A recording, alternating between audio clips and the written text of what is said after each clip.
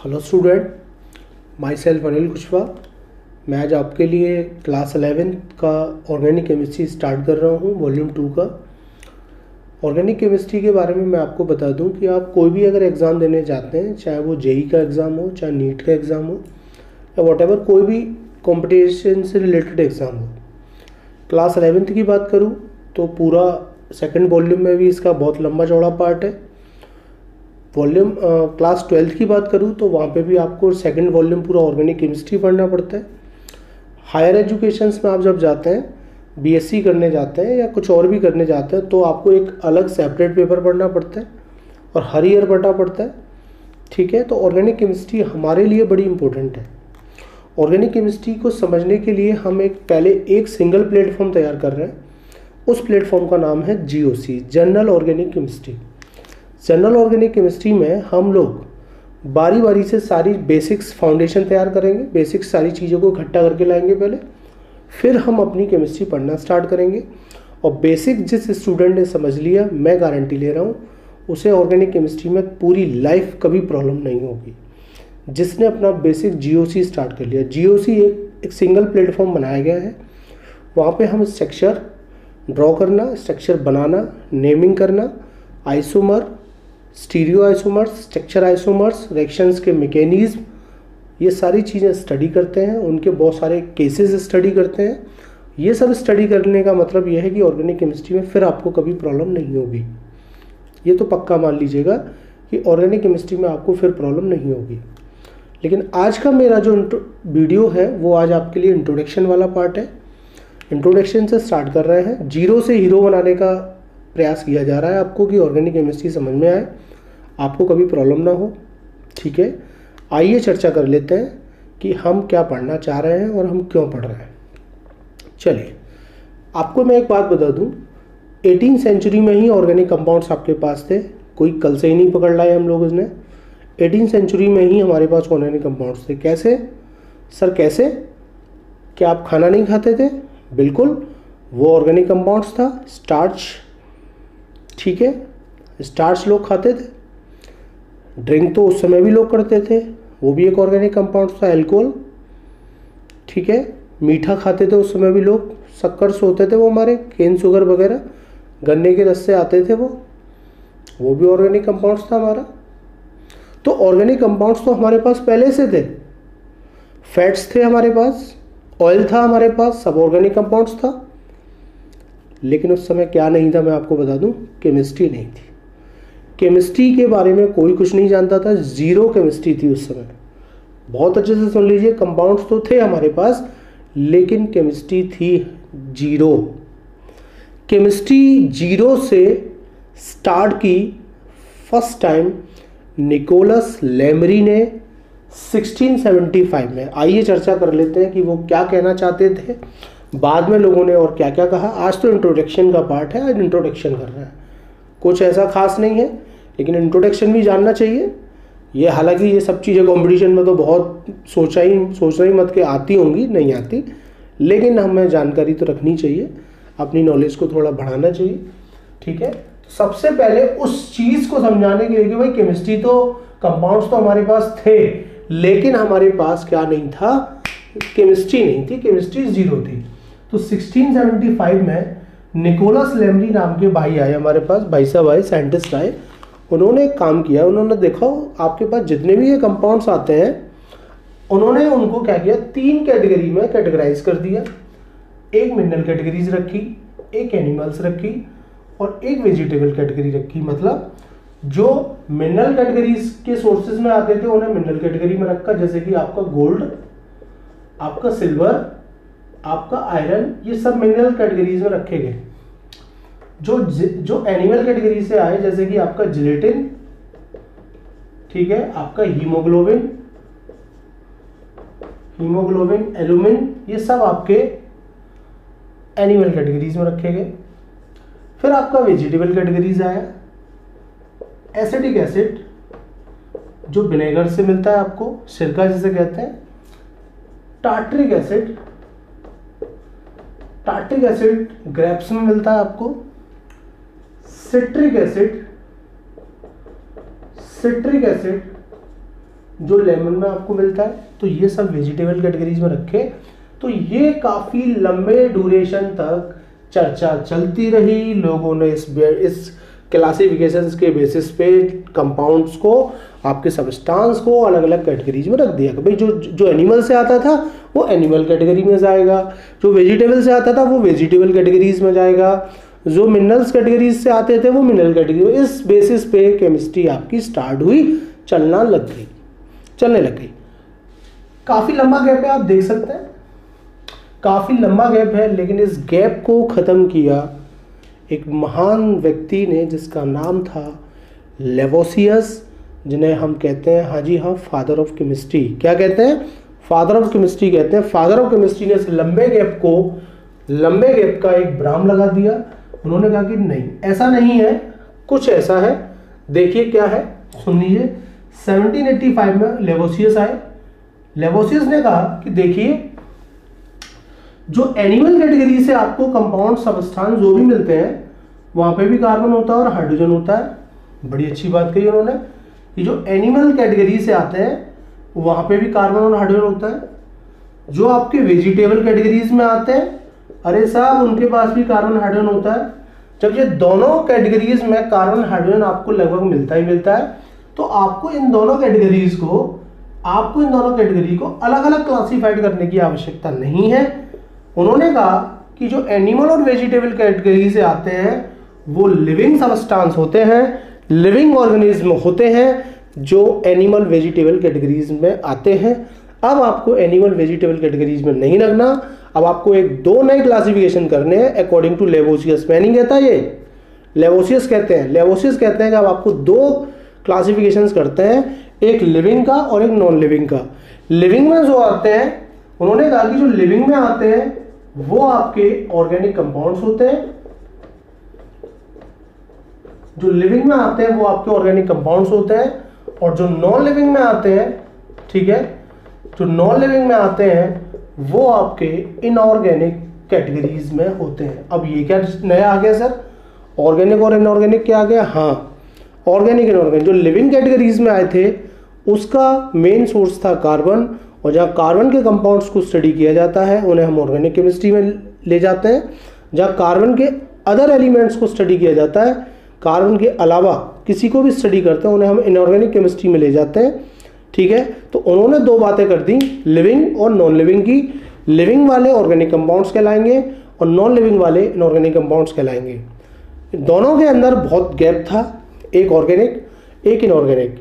Inorganic organic से बात ही नहीं करना चाहते थे, मतलब वो दोनों से रिएक्ट ही नहीं करते थे, करते भी थे तो बड़े स्लोली करते थे, बड़े धीमे धीमे रिएक्ट करते थे, दोनों में कोई तालमेल नहीं बैठता था, इसलिए हमने उनको अलग अलग कर दिया।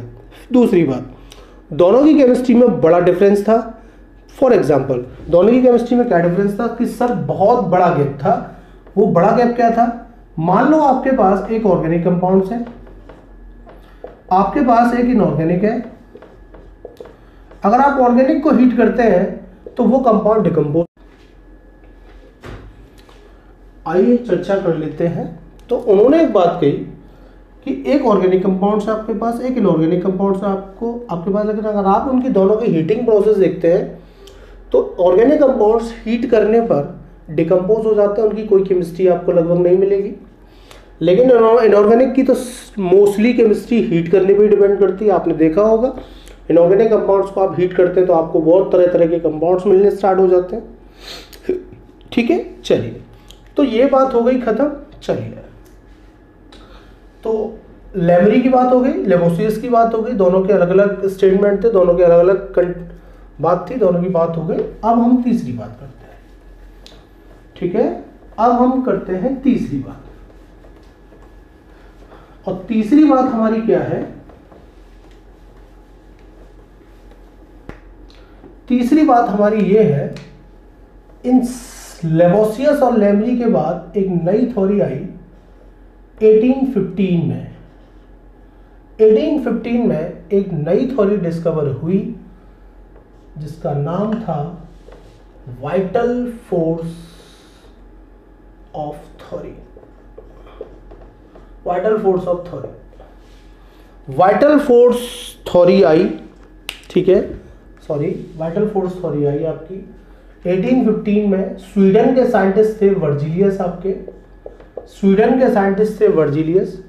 वर्जिलियस कुछ और कहते थे, वर्जिलियस ये कहते थे कि देखो जो लिविंग कैटेगरीज से आते हैं ऑर्गेनिज्म आपके, उनके अंदर एक वाइटल फोर्स होता है। बड़े फेमस साइंटिस्ट थे वर्जिलियस साहब हमारे, कि जो लिविंग कैटेगरीज में आते हैं ऑर्गेनिक कंपाउंड, उनके अंदर एक वाइटल फोर्स होता है जो एनिमल और वेजिटेबल में ही मिलता है, किसी ह्यूमन में नहीं मिलता, ठीक। और फाइनली उन्होंने एक बात कह दी कि जो ऑर्गेनिक कंपाउंड्स हैं आपके, फाइनली उन्होंने वाइटल फोर्स ऑफ थ्योरी की वजह से एक बात कह दी कि आपके जो ऑर्गेनिक कंपाउंड्स हैं, डू नॉट प्रिपेयर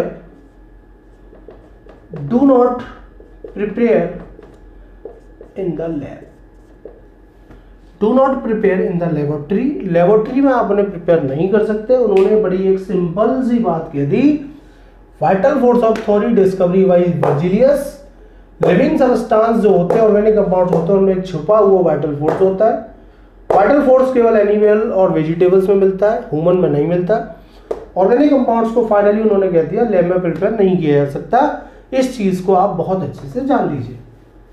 1815 में उन्होंने ये बात कही थी, उसके बाद तो धमाका हो गया। 1828 में जर्मन साइंटिस्ट आए आपके वोलर, जर्मन साइंटिस्ट आपके आए वोलर 1828 में। काफी फेमस साइंटिस्ट थे वर्जिलियस आपके। वर्जिलियस का बहुत नाम था केमिस्ट्री में, आप उन्हें कई जगह पढ़ते हैं, बहुत फेमस साइंटिस्ट थे आपके। तो वर्जिलियस साहब का स्टेटमेंट फेल कर दिया वोलर साहब ने 1828 में, और कहा जाता है fail of vital force of theory किसकी देन थी? वोलर की। Discovery vital force of theory Berzelius की देन थी।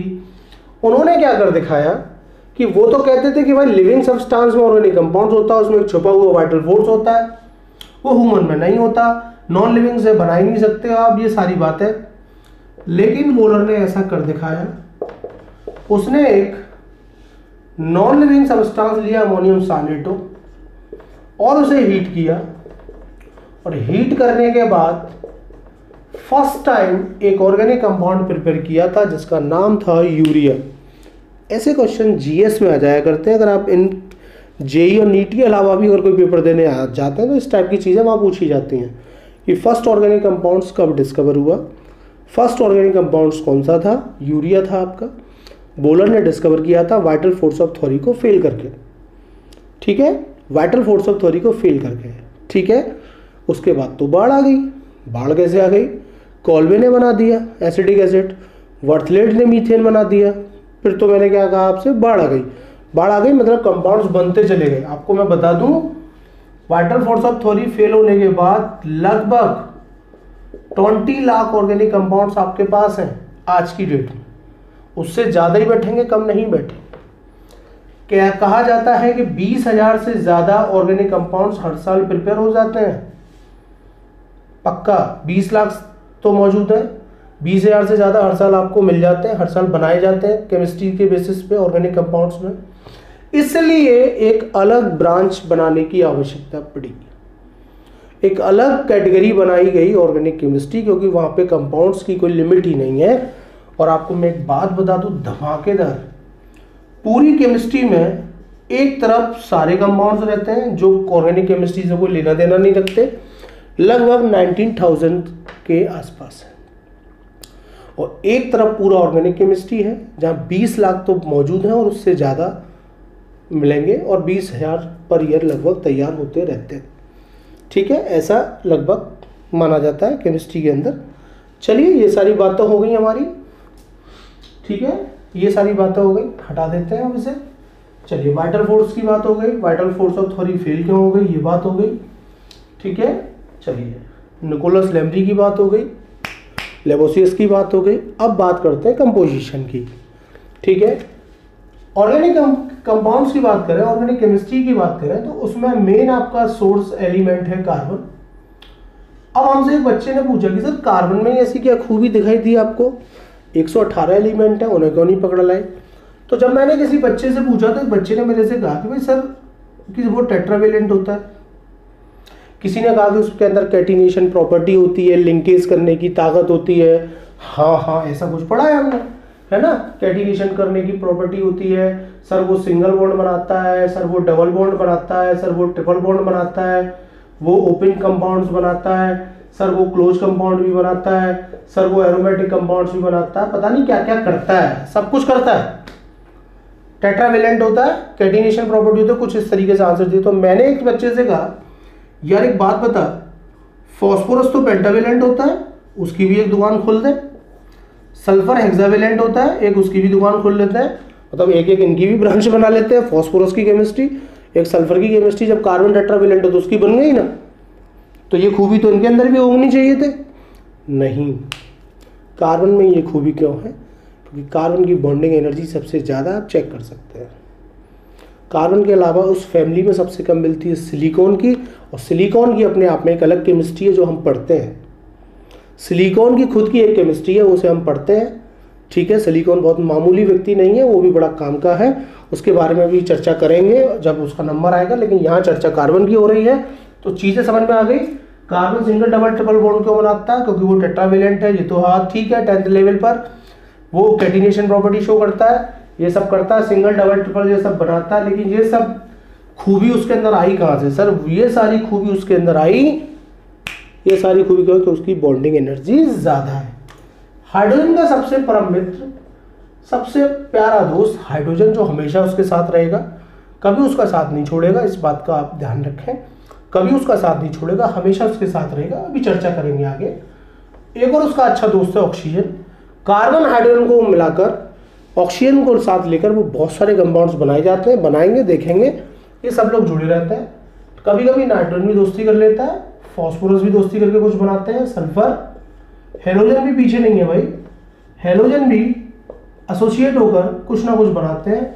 और 1% में मान के चल लीजिए अदर एलिमेंट्स, 1% में हमने छोड़ दिया अदर, कुछ भी हो सकता है, कोई और भी आ सकता है, किसी से मना नहीं है। 1% में बाकी के ये लोग तो मिलेंगे ही मिलेंगे। ठीक है, ये बात हो गई, कंपोजिशन की बात हो गई, इंट्रोडक्शन पार्ट हो गया हमारा। अब हम बात करने कि सर आपने एक बात कही थी कि बिना इसके लाइफ नहीं चलेगी। मैंने कहा बिल्कुल नहीं चलेगी, मेरी पूरी लाइफ इसी पे बेस्ड है। कैसे सर, मैं जानना चाहता हूँ सर कैसे। सुनिए, हमें जीना है, जीने के लिए हम खाना खाते हैं, फूड खाते हैं। मेरे फूड ऑर्गेनिक कंपाउंड्स हैं। कैसे सर, स्टार्च ही तो खाता हूँ मैं। हमारे जो फूड्स हैं वो क्या है, ऑर्गेनिक कंपाउंड्स। ठीक है, चलिए, आप अपने शरीर पर अच्छे अच्छे कपड़े पहनते हैं, जो कपड़े होते हैं वो क्या है, वो भी तो ऑर्गेनिक कंपाउंड्स हैं। टेरिलीन, डैक्रॉन, नायलॉन, ये सब उसके क्या है, फाइबर्स हैं, पॉलीमर्स हैं, वो भी ऑर्गेनिक कंपाउंड्स हैं। आप बीमार पड़ जाते हैं, मेडिसिन लेते हैं, सारी मेडिसिन आपके लगभग क्या है, ऑर्गेनिक कंपाउंड्स हैं। आप एक्सक्लूसिव है हमारे, सब क्या, organic compounds, TNT, TNG, RDX, सब क्या है, ऑर्गेनिक कंपाउंड्स। ठीक है, क्या नहीं बचा, क्या नहीं बचेगा ऑर्गेनिक केमिस्ट्री से, सब कुछ तो ऑर्गेनिक केमिस्ट्री पर डिपेंड करता है। आपने देखा होगा महिलाएं बहुत अच्छे अच्छे क्रीम, पाउडर ये सब लगाती हैं। भाई मैं किसी पे वो नहीं कमेंट नहीं करता, ये सब क्या है, ऑर्गेनिक कंपाउंड्स। ठीक है, आपके सोप सब ऑर्गेनिक कंपाउंड्स। ठीक है, कुछ भी लगभग आज ऐसा नहीं है, आपके ऑयल, आपके फैट्स, ये सब ऑर्गेनिक कंपाउंड्स हैं। बॉडी के अंदर जो एंजाइम्स हैं, जो काम कर रहे हैं, बायोलॉजिकल पार्ट हैं, वो सब ऑर्गेनिक कंपाउंड्स हैं। कमाल की बात बताऊं, मैं आपको देख पा रहा हूँ, आप मुझे देख पा रहे हैं, हमारी आंखों में भी एक ऑर्गेनिक कंपाउंड्स है, आई में रेटिनॉल। ठीक है, आज के लिए इतना ही। अगर आपको मेरा वीडियो पसंद आया है तो और भी स्टूडेंट्स को जानकारी दें, ज़्यादा से ज़्यादा शेयर कराएं। Thank you.